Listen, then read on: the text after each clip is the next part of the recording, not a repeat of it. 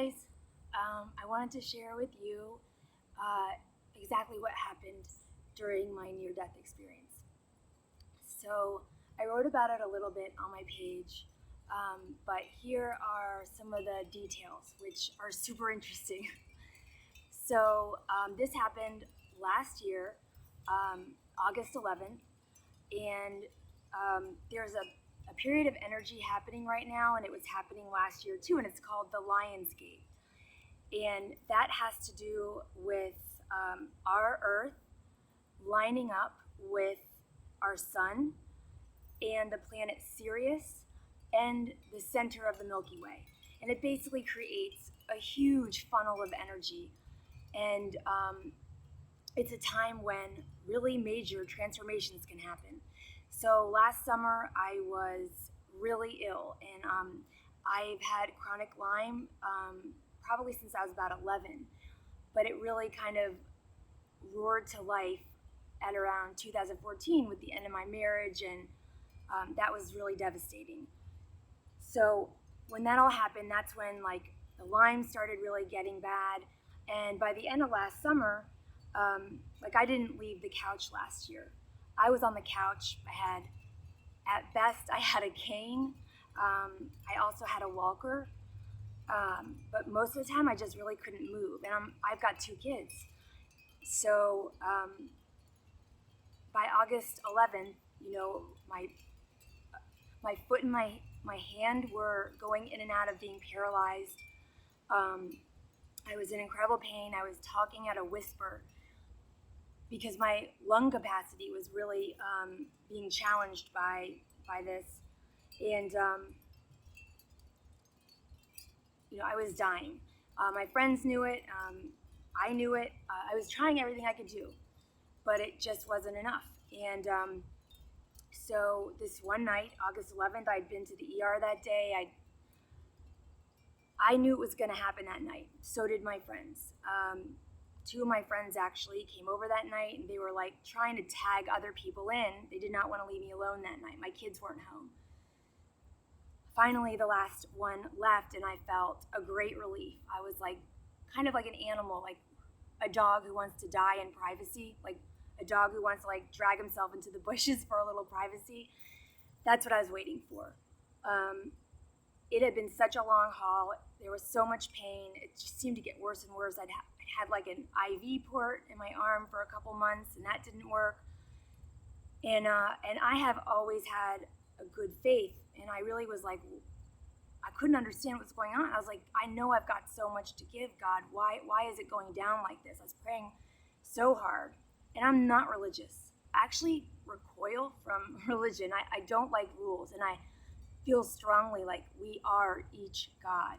We are that God spark, and we don't need anything else unless we want it, which is fine. But that night, I had a last-ditch thought. I realized I could try to get out of my body through astral travel. I had never astral traveled on command before. It's always just kind of happened. And I had that thought, I can do it. It was an intuition. It dropped into my mind because that was not in my reality. I'd never done that before. And I thought, well, I don't know how to do it. And I was like, well, you got to try. Your job is just to try, So I went to bed that night, and there's this portion of our night, it's called the hypnagogic state. And it's like when you've got one foot in this world and you've got one foot in dream world. And really dream world is like the spirit world. It's when we're connected to all of that really naturally. And we're actually usually quite busy during this time. We're usually learning and healing and getting together with our guides, and there's a whole bunch of things. But I got it done. I remember, crawling up the steps, crawling into bed, and kind of perching on the end of the bed, and I forcibly rolled off the bed and into my astral body. And I didn't know what was going to happen. So I've had so much fear about this stuff. I've been clairvoyant since I was born, but I I never understood what I was seeing, and my parents are super awesome, but they had no reference points to deal with what I was telling them at night. I'd come in crying. I'd be like, I'm seeing this, I'm seeing that, and I've got a great imagination too, and it was most comfortable, and it made most sense for them to tag that as imagination. And so everything that's come to pass, I've kind of found by my own self-discovery and later by finding friends and teachers. But I got out of my body. I didn't know what to expect. And my worst fear growing up, I don't know if you guys have seen Neverending Story, but there's something in there called the Great Nothing. And it's like symbolized by this wolf. And the Great Nothing was actually this like terrible storm that was taking over their world, and it was destroying everything. And that and the symbolism of wolves and the dark have been my greatest, deepest fear forever, even as an adult. And again, it really does root back to that clairvoyance, which, the things I would see, and I wouldn't know what to do with them. I'd be afraid. I wouldn't understand. So when I got out of my body, I was terrified. And that never left me. That's how strong the human personality is. I was never unafraid during this whole thing. And this experience was amazingly beautiful. And I never lost my Susan Dyer fear. But I did probably manifest, I saw like a very quick moving blur almost of energy.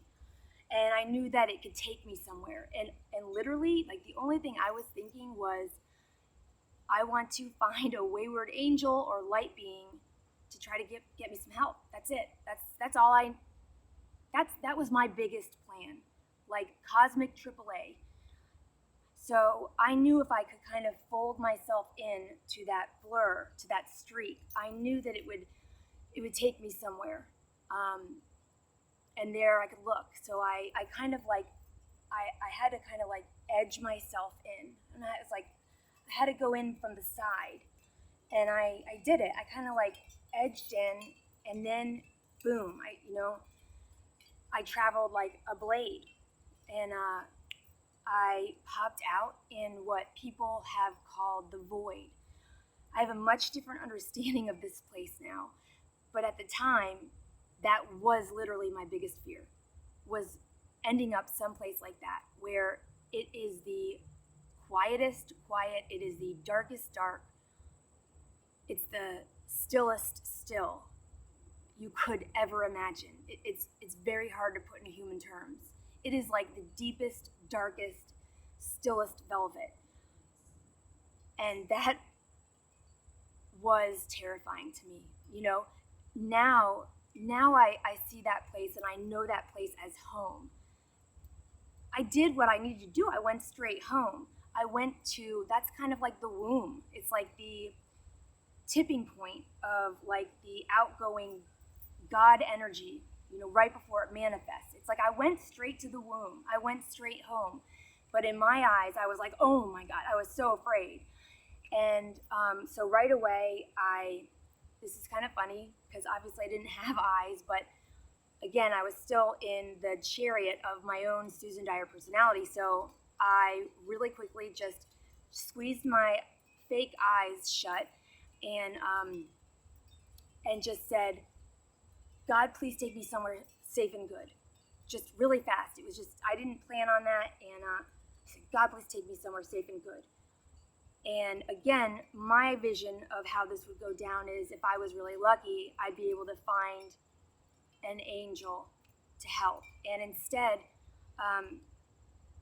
I, in an instant, went straight to God. And I use that word because it's a lifelong habit, pretty much. And because, more so, there is no word. So I might as well use the one that comes naturally to me. So whatever word you use, I honor that and I respect it. And I honestly just don't give that word a whole lot of strength because it's impossible to pour what God is into a human word. So I do say God. So anyway, I went straight there. And to me, and this is just my experience, but to me, he appeared as just infinite, like, and endless, blazing golden light rays. That's what God looked like to me. And I kind of was like a tea bag almost, like just kind of like in that presence. And I could feel what God is made of, if that makes sense. I could feel what he was made of. And what he felt like, what that presence felt like, surprised me so much, because yes, he felt like love, and I mean like capital L love, in a sense that, again, is very hard to put into human terms. He did feel like love, but his presence was so pure that even in my terror, I was aware, like, God is both sentient and non-sentient. And I know that, again, because of the way his presence felt. It is too pure to be anything less than sentient and non-sentient and ... honestly. And he felt, most of all, like freedom. That is what God felt like. He felt like freedom. And I would have thought, as a human, I would have thought that some kind of a pure, such a pure presence of love and light and this overwhelming, joyous freedom, because it was so pure, I would think that it would be heavy and wrapping and intense and dense like fudge, and it wasn't that way. It was the opposite. This was such a pure presence, but it felt lighter than air. Again, lighter than anything I can really put to words. Lighter than air. And we spoke, and it was not with words. It was, I don't know what it was, but he felt as comfortable to me as I do talking to my best friend. Our conversation, our exchange was as sweeping and as detailed, both those things, as they would be with a best friend, except even more so. Like, he knew everything about me, everything. And again, I use he because it just comes out my mouth. It makes me want to puke at the same time, but like, I got to figure out how to deal with that. So I'll just say he. But he knew everything about me, and I was wholly loved, just as I am. And again, even through my fear, I know I could have come straight from murdering someone. I could have come straight from murdering 10 people, and I would have been received in the same way. I would have been received in that same light and love. Because whatever that is that God is, it doesn't change. God is like a radio station. He is the creative force to all, through all of space and time. And he doesn't vacillate, he doesn't fluctuate, he doesn't change. It's just me. I do. I'll pull away or get closer. I'll judge myself or approve of myself. I'll envision myself as somebody who is a victim or somebody who has power over somebody else. That's me. That's human. God is none of that. There is no judgment. There is nothing except Godness. And that is what changed my life. And that's what had me come out of the spiritual closet. When I realized I had built my life around fear, and I realized in this experience with him, fear is a man-made contraption. It doesn't exist.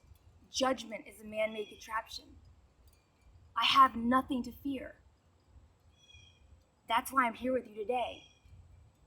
I've been mentoring women for 17 years, but until this experience last summer, I kept most of myself under wraps, living really small. really afraid of what people are going to think. I lived my life based on navigating away from perceived rejection or people calling me weird, because I've been called weird my whole life, literally. I grew up thinking I was crazy, even with all the stuff I saw. And when this happened and I realized that I have nothing to fear, there is nothing to fear, there is literally only God. And I'm here to play and love and to live out loud, to live authentically. And my mission is to help other women do the same. My life is so different now. God asked me, bottom line, do I want to stay or do I want to go? Do I want to stay on earth or do I want to go? And I don't know who threw this picture up, but imagine like a huge movie screen. Huge, right? Like an IMAX movie screen. And I think it was me. I think it was from my insides. He asked me that question. It was almost like my answer was to throw up on that screen a picture of my two sons, Wesley and Wyatt. And I was like, oh, no, I want to stay on earth. That's not why I'm here. I'm not here to die. And again, in my fear, I was so afraid God would not believe that I wanted to stay on earth. This is crazy. Even literally steeping in his presence, I was so afraid God wouldn't believe me that I thought, you have to prove to him. You have to prove right now that you want to stay on earth or he's not going to believe you. And you're going to end up staying here. So I scrambled right then and there. I was like, I want to stay. And I scrambled. I found my, cord that goes back to my body, the silver cord. I scrambled for my silver cord and I just literally started hand over hand trying to pull myself or like tow myself back to my body. And I even had the thought, like, Susan, how long is this going to take? Like, I don't know technically, quote, where I am. I'm like, you could be, like, how long is this actually going to take? But I was like, I don't know. I just got to show God. I really mean it. I do. Like, I'm here to get help and go back. And, of course, that was not an issue, right?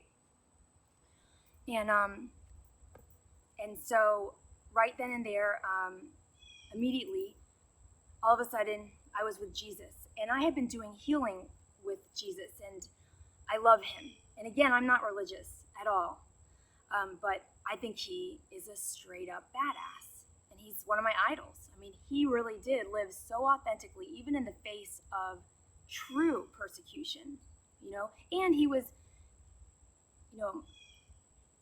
per the Bible, like he had these open moments of panic and, lamenting, like, Father, why have you forsaken me? I don't read the Bible, but I have got a great friend who actually helps me. When I tell her an experience, she'll tell me something that matches in the Bible, and I think it's interesting. And so it was Jesus, and Jesus looked like Jesus. He looked like a human in a robe, and he kind of just looked like you would think Jesus looked. And he asked me. He said, he like had his hands like out. He was like this, like, do you want to get well? And I got so excited. I was like, yes. And I grabbed his hand, and we started flying together just so fast. And I started shouting like, yes, I'm going to get better as fast as I can. I'm going to get better as fast as I can. And we were flying through like all of this glorious, beautiful, mottled shades of green, and I'm not sure what that was, if it had something to do with Archangel Raphael or, that is heart chakra, green is healing, so, I don't know what that was, but we started just zooming through it, holding hands, with me screaming that, and then he said, this was fun, he was like, okay, well, where do you want to go? And I was like, oh, yeah, I was like, yes, actually. And so I told him, and I remember that last bit of going where I had wanted to go. And but I don't remember anything else after that. I woke up the next morning, and over the next 5 days, my health did a complete and impossible turnaround, even down to my blood. My blood had been just overrun with iron, and it, again, like my doctors, like the labs, everything, like no one could explain this. Like the blood disappeared out of my eye, the iron disappeared out of my blood. And I was walking, like meaning without a cane, without a walker, walking. The pain lessened tremendously.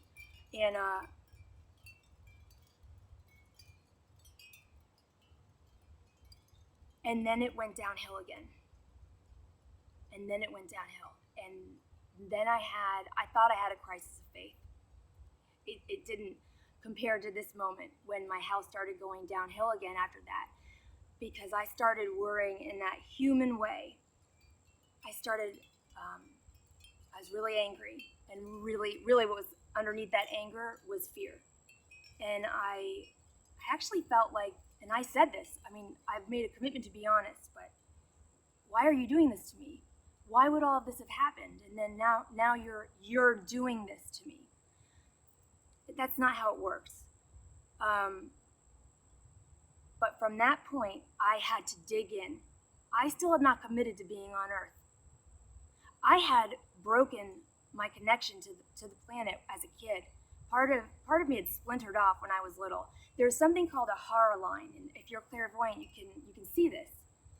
My horror line had been breached, and it didn't connect down to the earth. That's how unsafe I felt as a kid with all those experiences, and the way that I interpreted them.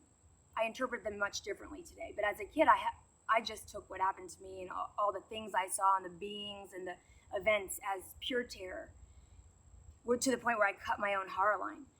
And I had done some healing with Jesus, and there's a group of light beings called the Great White Brotherhood. I know that's a creepy name if you view it in like human terms, but they're just a healing group of light beings. And Archangel Michael. And so actually Archangel Michael helps me he kind of gives me this magnetic structure to the bottom of my horror line, because it's basically an extension now. But I had to commit to being here. I still hadn't committed. I still had to make that commitment. And then I had to commit to being here, to being on this planet, to really giving it my all. Like, it's been 41 years of a lot of bottoms. And I kind of got it. I had to make that commitment. And I did. And from there, it was a slow build back up. But this time was slow. It was not in this dramatic manner that it had been before. And that's okay. Because this, I felt like, was more with my cooperation, which makes me all the more proud. What happened to me because of this near-death experience is I realized that fear is not true. And I am someone who literally worshipped fear. I did everything according to my fear. I lived this small. I married a man who I knew didn't even like me. Because I thought somebody will have me. I should be so grateful. And we are the dearest of friends today. That relationship was really hard, but I have totally forgiven him. I love him. And that, again, everything changed after this experience. I also came to realize that I had to come out of the spiritual closet. It wasn't enough to commit to myself and my family. I've been through a lot of experiences, and in channeling my higher self, it was very clear, I'm meant to hold these experiences, kind of like a human Rolodex. Hold them, not get rid of them, not be like, I can't deal with what's happened to me, all these weird things. Like, no, hold them and show them to the women I would help as a source of comfort and identification. I had to promise God I was all in. I had to promise him I would live out loud as my weird self And my higher self still has to talk to me today and still has to be like, you are not too much. You're not too much. It's okay. Because I still get afraid of people thinking I'm weird or judging me, what have you. But I promised God, and I promised my guides, and that I'm all in. And I am speaking openly and will speak openly about everything. It's really important. If just one other woman hears something and takes comfort or inspiration from it, that's all I want to do. I want to ripple out comfort and inspiration to other women especially. I do believe a lot of us, and maybe it's only in a certain area, one area, maybe you really do have your like pilot light bright, but most of us could use some extra grace, some extra inspiration, some extra comfort. Somebody to say, yeah, you're not to fill in the blank. You're just right. And no matter what the circumstances are in your life, you do have the power to change them. But it's got to come from the heart first. It's got to come from within to without. And that's what tripped me up too. For so long, I thought, I needed to master and control and tinker with my outside circumstances. But that's always an effort akin to a Band-Aid, Your heart is the true portal to your soul self, your higher self, to God. It is multidimensional. It wants to keep you creative and expansive and growing and testing yourself and seeing what's possible. And this guy is kind of like, he is great for carrying out things, for getting things done, for logistics. But your mind is more habitually kind of nudging us to keep safe and to take roads that have been tested before. And really what amounts to like living smaller and not living as bold. And we're each here with a very special and unique gift. And what I hope to do is help women to connect to their soul self, to spot and identify that unique strength of yours, and then learn how to blast it, how to use it, how to brighten your own life and that of your family and those around you, and how to change and manifest change from the inside out, wherever you desire. So really grateful you guys are listening to this. I appreciate it. All my thanks and love. And if you like this, please like my page. Ladies, please join my group, Divining Women. It is a safe and respectful and exploratory place. So thanks so much, and talk soon.